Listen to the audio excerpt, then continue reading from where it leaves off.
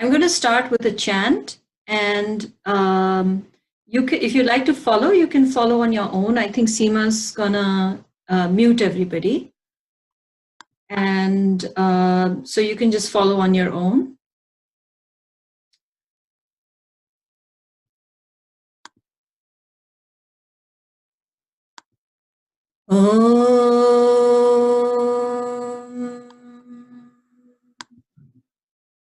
Om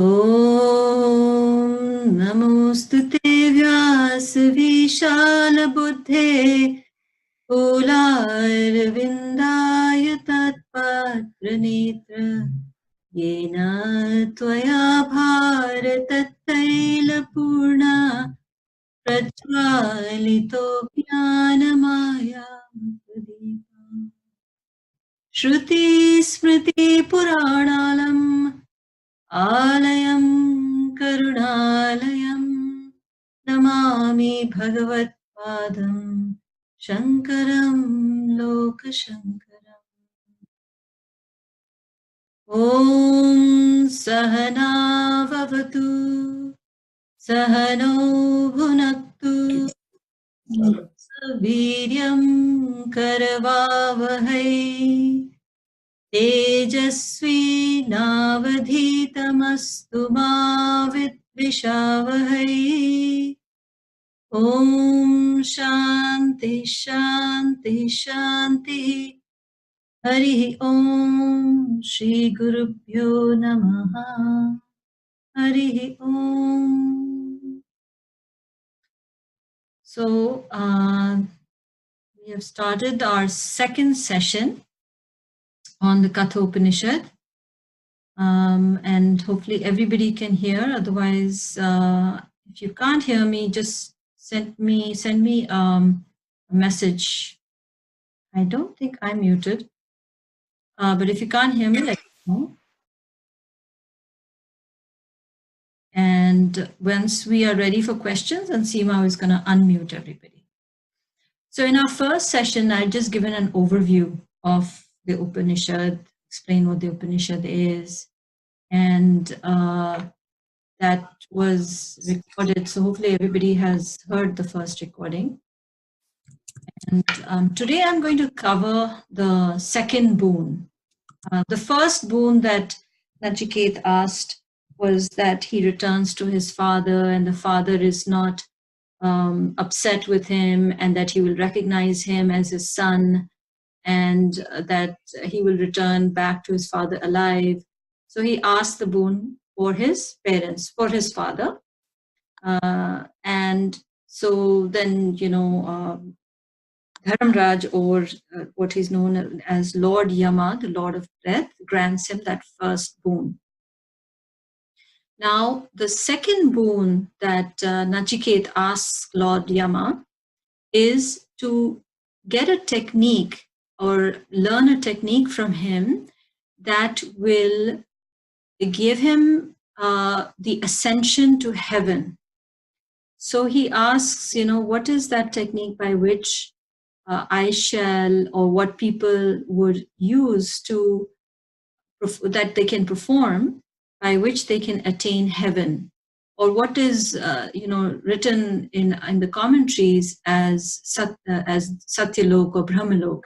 Now, in English terms, we can just say heaven, but to decipher this in Sanskrit cosmology, it can mean anything. It can mean Swargalok to Brahmalok, and so there are many loks above Bhulok. So we are on the earth plane.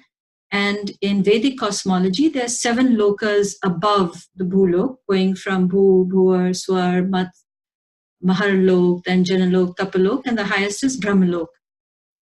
So this technique was taught by Yama. He granted him the second boon. He says, okay, let me teach you this technique. This yagya. But I think of a yagya as a technique. So he gave Nachiketa this yagya to perform. He told him exactly, how to lay the bricks, how to perform the yagya. And Nachiketa followed him to the T. He repeated after him. And he taught him this yagya. And this whole episode of him learning this yajna is a very mystical part of this Upanishad, which very few people can really understand unless you listen to a guru who will decipher this knowledge.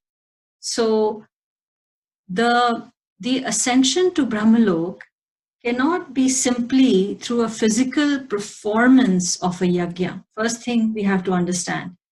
And he refers to this later on. If you read the commentary, it says, perform this yajna 3 times. What is that you have to perform 3 times? Is it the physical yajna of the fire? And then even the altar that he mentions, which you won't find in many commentaries, he says 720 bricks. Even that's a mystical number. Why is it 720 bricks? Because it's 360 nominal days and 360 nominal nights, which makes 1 year in certain Vedic period. So this is sort of a symbolic yajna which signifies something. And you can hear different masters who've given different explanations of what this yajna is. But first thing for us to understand is what is a yajna.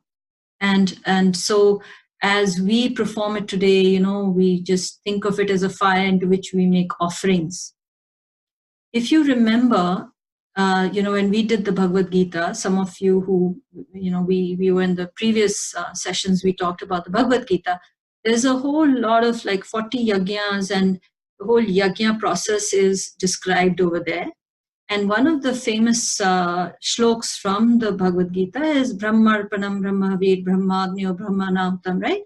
So it's saying that Brahma is the ahuti and Brahma is the offering, Brahma is everything.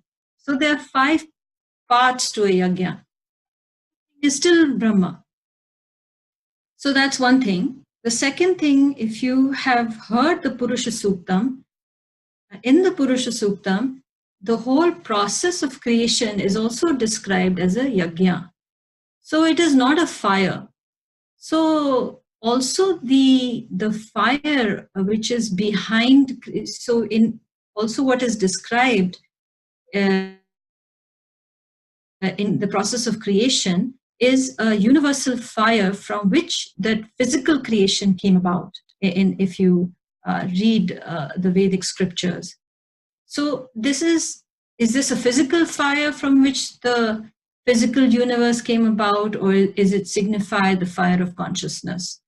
So in the Vedic tradition, when we worship the fire and when we worship the sun, we do worship it as a physical entity, but it is also symbolic of something else.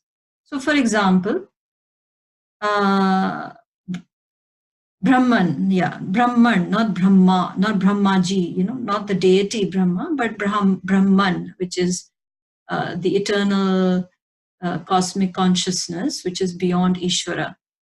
So the fire that we worship also has a symbolic meaning for Atma, and the sun in the sky is symbolic for Brahman. Brahman meaning the eternal consciousness, the unspecified, the attributeless, Nirguna Brahman, which is beyond everything that is name and form. So the yajna from which this creation came about, the fire from which this Virat or the creation came about, or the yajnas that are described in the Gita, and also the Brahmanas, in the Vedas, a large portion of the Vedas is all about the yajnas. So this is sort of like you have an external scientific technique or a procedure by which you bring about certain transformations. In Vedic ways, you are bringing about certain transformations, and it's sort of like an evolution by the way of a yajna. So there can be external yajnas and there can be internal yajnas also. But in order to reach Brahmalok, you can't simply perform a physical yajna and attain Brahmalok, which is the highest lok. It's not possible. So what is this Nachiketa Yagya that he is referring to? And why is the number 3 repeated so many times? In one of the verses, you'll read, the 3 people that you learn from, the 3 ways that you have learned, the 3 times that you have to perform this yagya. So I pondered on this and I was thinking about why is this 3 keeps coming up? And one of the things that you will see is that all of Prakriti, all of creation, is nothing but the combination of the 3 gunas, which is Sattva, Rajas, and Tamas. So it is like as though the nucleus of an atom, or if you look at a subatomic particle, there are 3 quarks. But also if you read some texts by Adi Shankaracharya, like the Atma Bodh, it will say that everything in creation comes about a combination of these 3. So it has some portion of Sattva, Rajas, and Tamas, like, say, for example, 60, 30, 10, or something like that. So everything is a combination of 3. If you look at it, we have a physical body, a subtle body, causal body. That makes up a Jeev, right? You see so many 3s. If you look at how these 3 gunas are, then they manifest in creation, everything is 3. So unless you transcend these 3, which is the 3 gunas, when you transcend the 3 gunas, there's a verse in the Gita where Krishnji tells Arjuna, all of this is 3 gunas, and then your task is to transcend these 3 gunas. It's a very famous verse. So transcending the 3 gunas and also transcending the 3 bodies that we have: physical, subtle, and causal. Only then, if you see, the Brahmalok is above and beyond it. So this thing, only when you repeat it 3 times, that you transcend each one, each time, according to me, is when you then attain. So other commenters have said different things, like different masters have said, whether you hear it, you integrate it, you practice it, and you live it. That's one way of seeing it. But there's no actual translation that is given in the Kathopanishad. Different commentators have given their own versions of how this is interpreted, because it's a very mystical knowledge, like I said. What is this yagya that he taught him, and what does it mean that it has to be practiced 3 times? And anybody who does the Nachiketa yagya 3 times will attain Brahmalok or heaven. You can think of it like that. Now in heaven, there is no death there. Of course, you are sort of, when you're in Brahmalok, you are there till the end of creation. There is no cycle of birth and death over there. So there's no fear also. If there's no death, there's no fear as well. There's no hunger, there's no thirst, there's nothing like that. So this attainment of Brahmalok is also the second boon, and it is also the subject of the Brahmanas, or the Upasana Kand. As I told you, that the Vedas are Karma Kand, Upasana Kand, and Gyan Kand. And roughly the boons also follow that. See, the first boon that he asks is for his father. Okay, that is his karma as a son, to ask something for his father. The second boon he asks is an upasana, because upasana is nothing but worship also. All the rituals and the worship and all that you do is all contained in the Brahmanas. That's the upasanas that you do. So his second boon correlates to this upasana. It can get you to Brahmalok, but it doesn't give you moksha. This second boon doesn't have to do with moksha. His third boon, when it comes to it, will come to, the third is about liberation, which is beyond Brahmalok. And in the other chapters that we will talk about later, you will see the reference to this yagya several times. There is one verse where Yama says, even I performed this Nachiketa yagya, and thereby I attained this position as the Lord of Death, he's also called Dharmaraj, because when you attain Brahmalok, you are essentially one with Dharma. Dharma is nothing but, you can think of it as nature or creation. So when you say Brahmalok, you are one with Brahmaji, the creator, not Brahman, but Brahma, the creator. So when you are one with Brahmaji, you are one with Dharma also. Dharma is nothing but synonymous with creation or nature or Brahma ji. Okay? So he's also known as Dharmaraj because he has attained the position of being or an attainment of Brahmalok. So he refers to that he asked for this boon, or not, he didn't ask for this boon, but he performed the Nachiketa Yagya, and therefore he has attained this. That's what Lord Yama will also speak of. And other things will come to later on, but where Lord Yama says, Nachiketa Yagya is good for temporary attainment. It is not a permanent attainment. It is a temporary attainment. Even then, it is not moksha.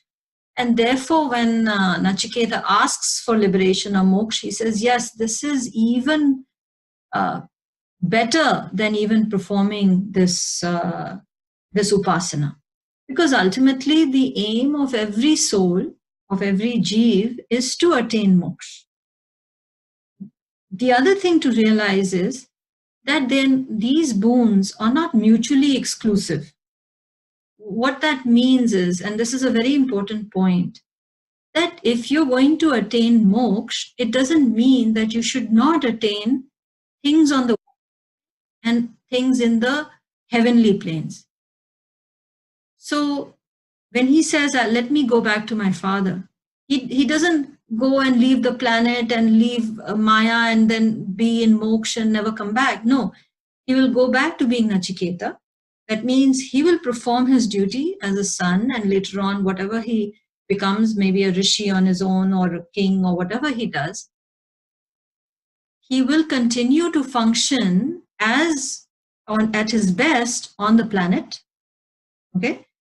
Then he will also want to attain certain things in the heavenly realms also. Okay. So, you shouldn't think of yourself as attaining only moksha, because see, while Maya or creation exists, we need to function here as well. We need to participate in this creation. We can't say, I just want to attain moksha and leave, Yes, you can do that, but there is a purpose for every soul. Even Brahmaji has a purpose. Even the rishis have a purpose. All the beings on every level of lok, whether it's Brahma or whether it's rishis or the devas or any of the plethora of other beings, they all have a role in creation, and they all are performing their part in creation. So you don't say that even though moksha is the highest, you don't say that you only want moksha, is what I'm trying to say. You function here while you're here. If you're in a different lok, you function over there. And once and finally, when you attain moksha, you attain moksha. But then if you come back, you come back. And you function on every single level. This knowledge that is given to people, where they say that, you must, the pursuit of of a human or of any soul, even in heaven, the pursuit of, even in heaven, you're taught by Brahmaji to attain moksha. So the pursuit of every soul is to attain moksha. So people who do not want that, supposing they only want wealth on the planet, or they only want to go to Swargalok, or they only want to go to Brahmalok, and they're not interested in moksha, this knowledge is for them to say that no, there is something beyond it that you should also desire for or aim for or have mumukshutvam. You should have that sattvic desire, so to say, but that intention, or you should be a sincere seeker to want to attain that moksha. So, but for a person who wants to attain moksha, that person should also realize that you have to function in existence and in creation as well, to whatever role has been given to you or whatever role you have chosen. So that I wanted to bring out this point, because a lot of times there's a lot of confusion within people who are spiritual, who do not understand this. But all our avatars have been great role models at this, where they have functioned on the planet as kings, and our Devi Devtas who are in heaven have performed their roles in Swargalok, and the rishis who are there. So every being has exemplified what the role of each person should be. So I wanted to bring that out. And then, of course, the yajna, you can understand what in whatever way you want, but essentially it was a yajna for humans to attain Brahmalok. Is essentially, this is what it is. And of course, Nachiketa learnt it very well, and he was very pleased with Nachiketa. And as a fourth boon, not even asked for, he gave him a necklace of jewels, and that also is symbolic.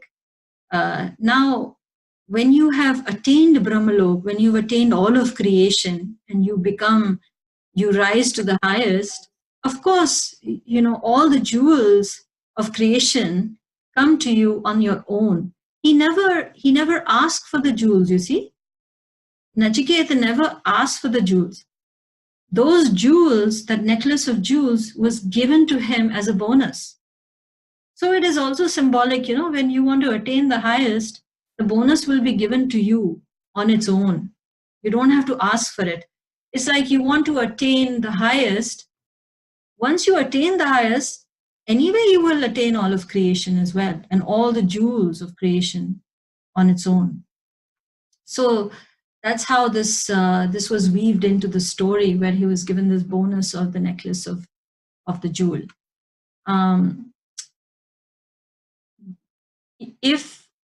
If you look at the story of Nachiket and the interaction with Yama, and follow it further, you will see how Nachiket has been very intelligent in the way he's asked his boons. So the third boon that we will talk about in the next session, when we start our next session, we have a few minutes now. I'll stop talking, because we should have about 10 minutes to interact. But the third boon that we will cover next time is going to talk about when he asks about what is there beyond death, and how do I achieve that deathless state, and so forth. And that goes into a very elaborate discussion. And even after that, there's even more discussion on Atma and certain other things. And that is more hardcore theory. But it starts with the first thing that they talk about is Shreyas versus Preyas. What is good versus what is pleasant. It's a very nice topic that we can discuss next time. And if we get time, we'll discuss also certain other things like the discussion home, perhaps. So now let's open it up. And if you have any questions about the second boon, or share something that maybe I missed, please feel free to share. Yeah, the lines are open. I think Dr. Lal was not able to hear us or even see us. Thinking maybe because it's the first time he's using Zoom, because all of us can see and hear you. So I'm not sure why. Okay.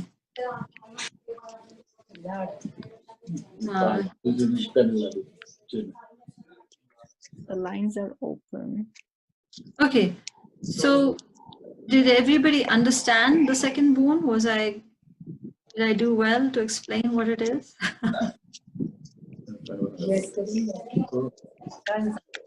So Vinita, initially I thought that the second boon was just to, I think it's explained differently in the two versions that you sent. One version talked about just everybody to be happy, but the other version talked about liberation.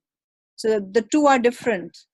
Because you can be in a higher state of consciousness, even on Bhulok, and another is asking for liberation, which is different from just being in a higher state of consciousness.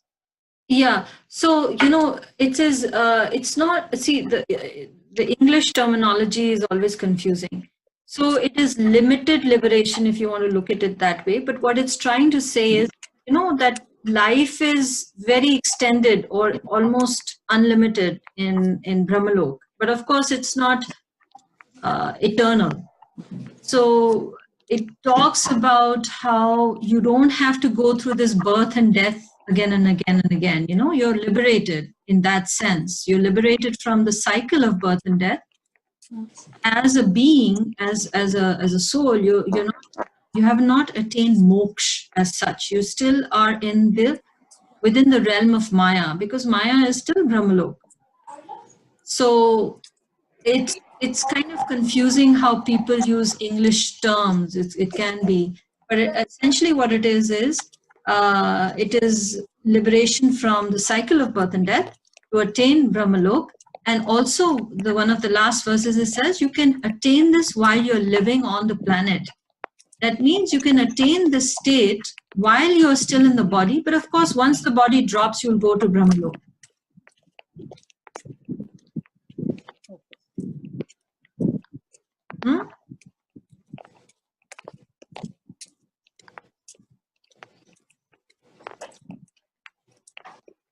I have more questions, but I don't want to take everybody's time. So, Go ahead, ask.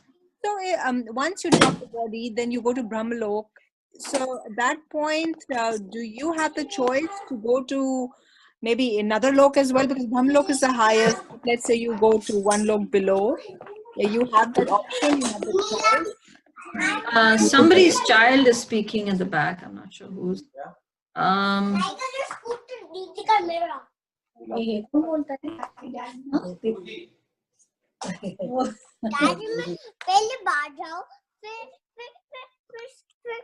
Whose child is that?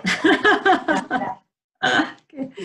So, yeah, you can go to any, you attain Brahmalok, you don't really, you can go in any lok that you wish, you can go top down, but you cannot go bottom up, sort of, but in Devlok, you can't go to Brahmalok if you want. But if you're in Brahmalok, yeah, you can, like, for example, the four Sanat, the Kumaras, Brahmaji's four sons, Sanat Kumar, they can go anywhere. Like, what's his name? Narad Muniji, right? He can go anywhere he wants. He can go to the planet, he can do whatever he wants. He can go anywhere.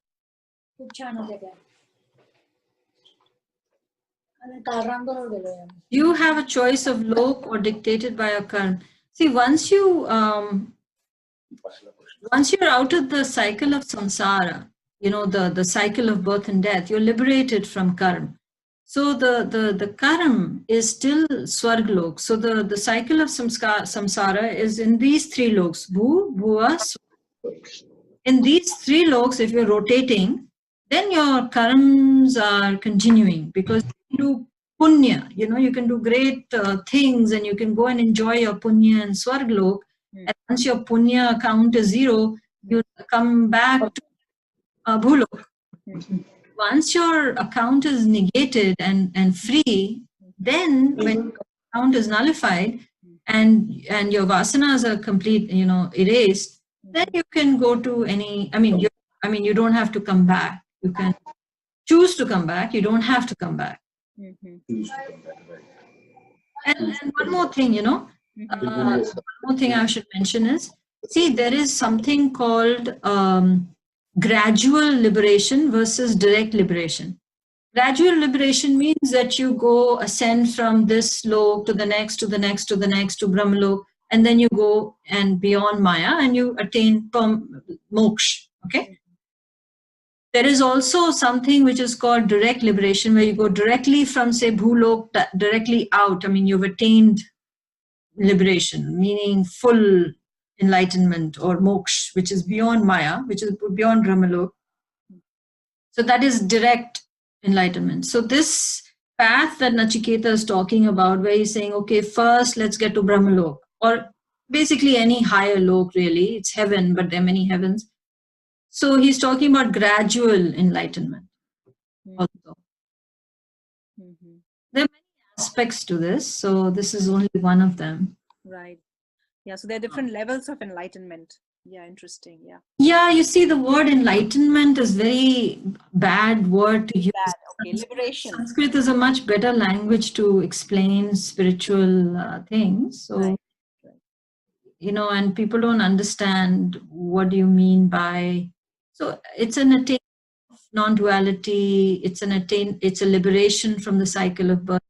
That is really what people mean by the term enlightenment. Right. So, it is a very mystical yajna. So it's very hard to grasp exactly. So if you try to understand it in literal terms, you are probably not getting what it truly means. Because there is a much deeper meaning to it, which is not really elaborated very well in the Upanishad. In the commentaries, of course, like I said, every master has given their own commentaries and own variations of how they have understood it. But as far as I understand it, is the only way to attain Brahmalok is if you go beyond the three. There's no way you can go all the way up to Brahmalok by just performing a physical yajna. It's the main thing. But then if you want to understand the technicalities of what is this three and what, the verse, three this, three that, you can read all of that. I don't know what benefit it would do you.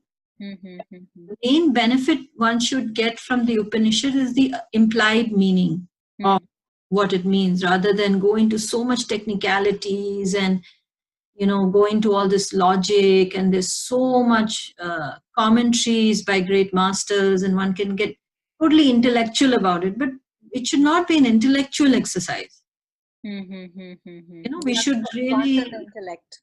Yeah, we should transcend the intellect. Otherwise, if we get so sucked into the intellectualization of this, which is really not for our intellect, it's for us to actually realize, then intellectualize. So I look at the intellect of all this, all these numbers, plays, and all this, what the logic comes in. I look into it, but I don't get stuck with it. I don't want to get stuck into the logic and the intellect. So just be watchful. So one who does the Nachiketa fire 3 times, who gets connected with the 3, and who undertakes the 3 kinds of works, he who crosses and overcomes birth and death. The omniscient fire, born of Brahman, which is bright and adorable. When one understands and realizes the fruit, then he attains everlasting peace, which is from the heavenly worlds. So, and then the whole threefold Nachiketa fire is glorified, and it's very nice, because one thing you must take notice of here, that in the higher loks there is no fear. The fear of death, or fear itself, is only known on the Bhulok, where there is this fear. And all this other mental anguish and all these other sufferings that we have is only over here. So that is what you should gain, because once you have attained that fearlessness, you should realize that you have gone beyond death. Means you have attained a state of evolution. Well, you have gone beyond death, because a person who's actually attained it will not have fear. So one of the signs that a person is evolved is that that person will not have fear, is what I mean. Oh, that is so fascinating. That's a good way to measure it. Wow. Yeah. Jivan Mukta can mean a couple of things, Jivan Mukta Jivan Mukta means that you're liberated while living. That means that while you're in the physical body, you have now gone beyond the cycle of birth and death, that all your karmas have been erased, your vasanas have been erased, that you no longer are bound to come back to the planet. And that also indicates that you've attained non-duality. You know, you function from a state of oneness. It's very difficult state to achieve in the body. Very, very, very difficult. You'll understand. You know, once you have these experiences where you are beyond the body and you're not limited by the body, you'll understand how easy it is to have this experience of oneness. But to have the experience of oneness in the body is a great feat. It's extremely difficult. And what does that Jivan Mukta mean in terms of attainment? Is it up to Brahmalok or is it past Brahmalok? It can mean both. But on the planet, while you're in the body, Jivan Mukta essentially means that you will not be born again unless you choose to. And you've attained the state of non-duality. You should be able to speak, Sumantji. Everybody can unmute themselves. I can unmute, but you can also unmute. Sumantji, you are unmuted. He's back to mute. So, yeah, I don't want to spend too much time. I just wanted to spend half an hour on the first and second boon because I don't think it's worthy of more time than what I've told you.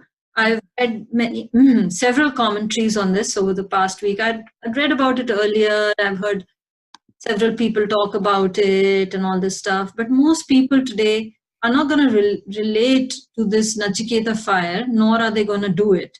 Mm-hmm. The way we must understand it is, how do we transcend the Sattva, Rajas, and Tamas in us? How do we attain the way to attain a Brahmalok? Is how you should understand it. And whatever that Yama taught him in this, because see, fire is a purification. It's nothing but a transformation or purification. Anything that goes through fire gets purified. So it's a purification process. You get purified to a state where you attain a much higher level of existence. So the different lokas are different levels of purification. You know, there are different transitions as you go through different levels. So you can think of it as a 7-layer filtration system. And as you get more and more purified, you attain higher and higher loks. So in these 3 yajnas, you do it 3 times. If you go through 3 major purifications of removing the karma and the vasanas or all the impediments and all whatever it is in the way, after 3 of these, you can attain Brahmalok. So if you look at it in a different way, it's much easier for you to understand than if you look at it just from reading commentaries and just from intellectualizing it.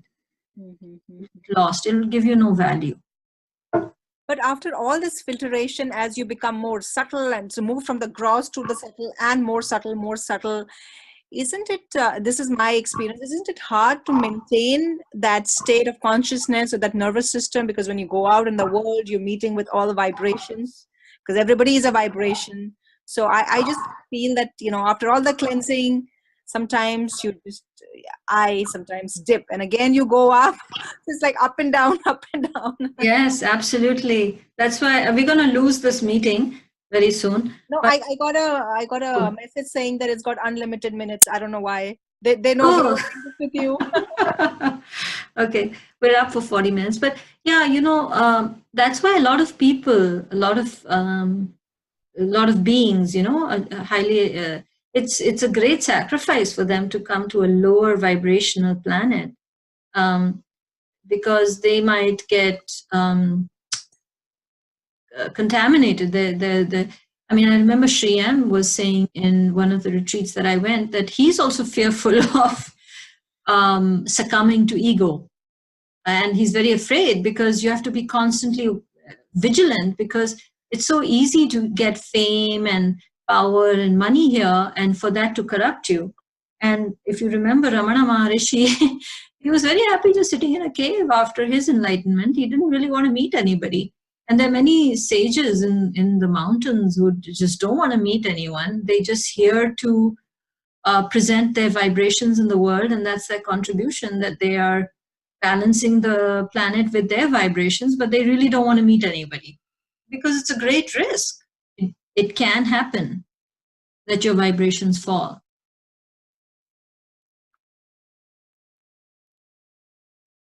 Okay, so I think we should conclude now.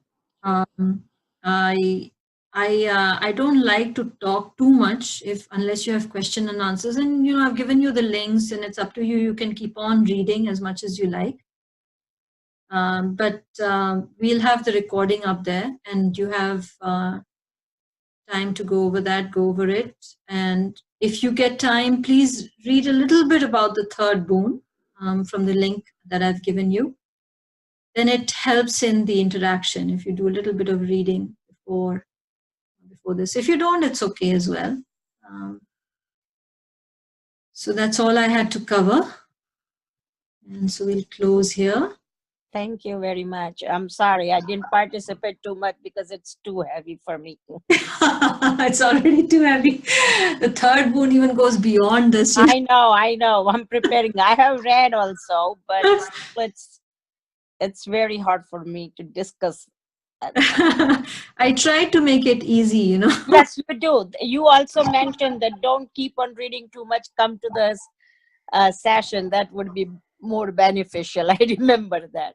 Yeah, because I mean, if you just want to hear, because see, a lot of people, they get too engrossed in this, in the theory of it. Mm-hmm.